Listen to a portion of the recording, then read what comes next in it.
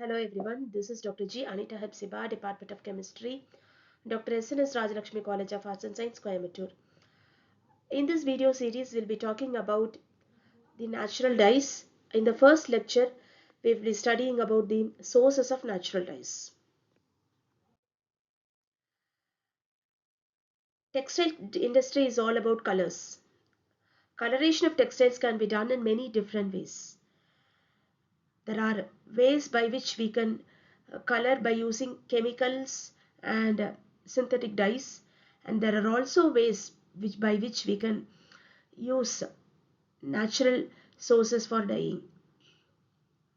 When we use synthetic dyes, they use a lot of water, eliminate that is discharge huge amount of waste into water bodies. But when we take natural dyes, we are using biodegradable colorants from nature. This is the slide which shows about the different sources of natural dyes. The first one is the madder root, which yields alizarin and purpurine. Historically, vital, durable red, pink and orange hues are obtained from this particular renewable root. Highly versatile with different mordants. For example, with alum, iron and tin, it combined to produce different shades. Blackberries or another one category of natural dye. These blackberries and also blueberries, they yield deep purple and blue color. They are not very much compatible with moderns, but as such they can be used as natural dyes. Third one is citrus and mango peels, which yields bright yellow and light brown shade. Pomegranate, these pomegranate peels, they yield yellow, green and brown shade. They are rich in tannins. The presence of these tannins is, is the reason for the coloration. Avocado. Avocado seeds yield unexpected pink and peach tones. Apart from these colors, we also have henna, turmeric, etc., which can be used as a source for natural dye. What is the history of this natural dye? The first natural dye which was used was indigo. That is the indigo color which we often use for dyeing jean pants. So here earlier the steps were very tedious and time consuming. It takes fermentation, aqueous extraction, solvent extraction, acid alkali extraction. There are many steps involved in the uh, extraction of these natural dyes from the sources. But nowadays, we use some modern technologies like enzyme assisted natural dyes, extraction of natural dyes. These enzymes are useful for uh, breaking the cell wall of the natural source, which is also again eco-friendly. The next one is ultrasound assisted. We can make use of ultrasound to extract the natural dye from the natural source. The third one is microwave assisted, wherein microwaves are being used for the cell rupture.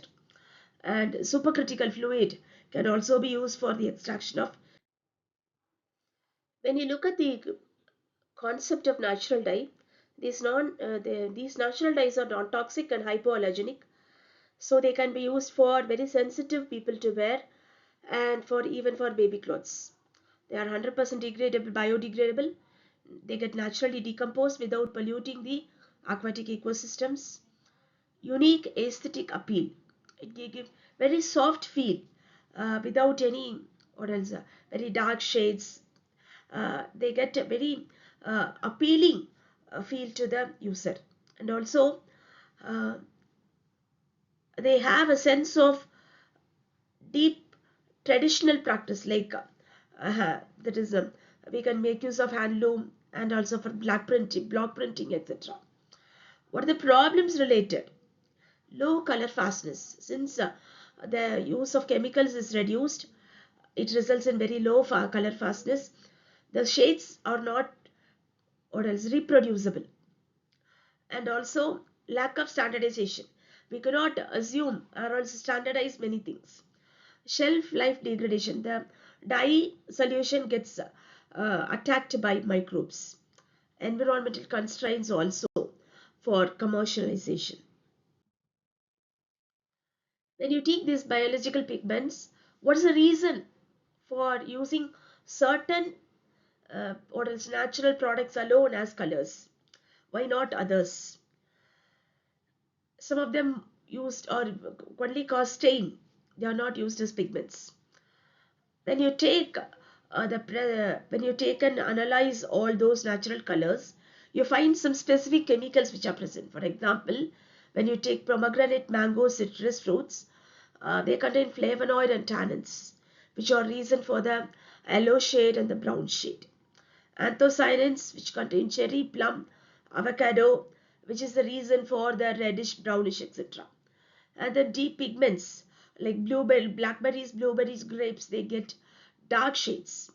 And also the madder plant, which contain anthraquinone compounds, which combine with moderns like alum, iron, tin, etc. to produce red, purple, and green respectively. So this biological or as a natural dyes, uh, they form a world of coloration in textile industry. Thank you.